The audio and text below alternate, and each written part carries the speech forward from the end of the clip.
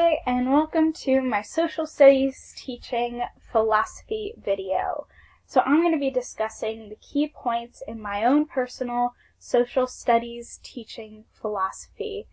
These are the things that I think is the most important that I want to base my future teaching out of. So the first thing that I find most important is that teaching of social studies should be both an objective and subjective subject.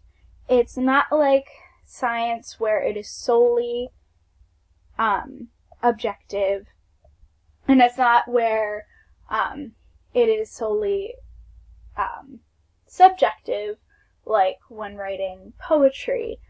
Social studies is a subject that requires both critical thinking and an emotional side to it, because social studies is the teaching of human beings and how we live now and how we'll live in the future and how we lived in the past.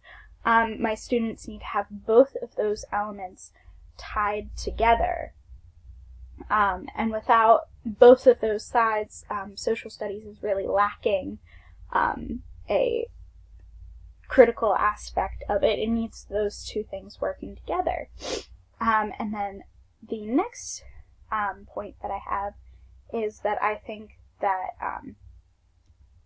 both literature and music should be a focal point of social studies instruction. I believe this because music and literature are two things that are so critical to culture that it is almost impossible to teach social studies without them, specifically history, but also how we set up our country. There are so many points that we can explore through music and literature of the past.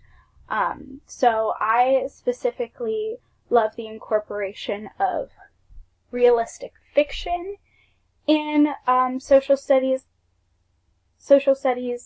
teaching, because realistic fiction has almost a fantastic element in it because it allows the author to kind of open up what a modern day person would be like in the past. It allows a lot of critical thinking for students, for them to picture themselves in the story a lot easier than it would be to just read nonfiction text, and it allows a little bit more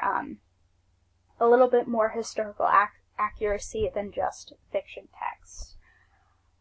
So for my students, I see them, they are historical archaeologists where they are digging in the past, but they are future societal architects. So that's a lot to put on such young students, but it is something that we do as humans. We build off of what we know in the past to make a future. So I think that it's important for my students to explicitly know that this is their role in society, that they also have a role in their global viewpoint. So that's why I have the world here. It's kind of, I see social studies as more of a global aspect that is brought inward. So there would be us, little Pennsylvania, instead of going inward and then out into a global perspective like we teach more commonly. I think it's more that we see our big wide world around us, and then we can move forward to our specific roles once we understand what's around us.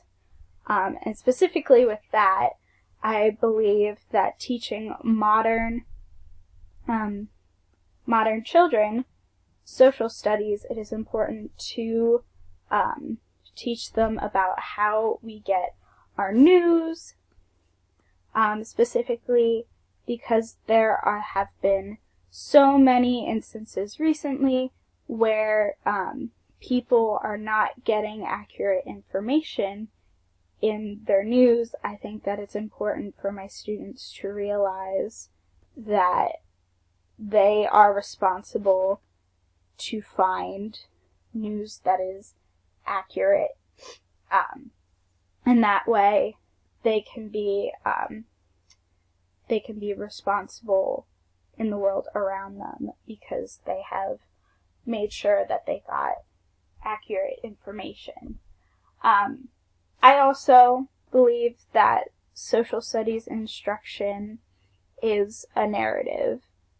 So our students are coming into this world and not really knowing who they are, but social studies is a way for them to see, oh, this was our past, this is how I can write a future for not just my classroom, not just my family, but for my entire world. Social studies, I believe, is a way for students to gain a global responsibility. So these are my main points in how I would teach social studies in the future. I've really been excited through this class to kind of share how I want to teach.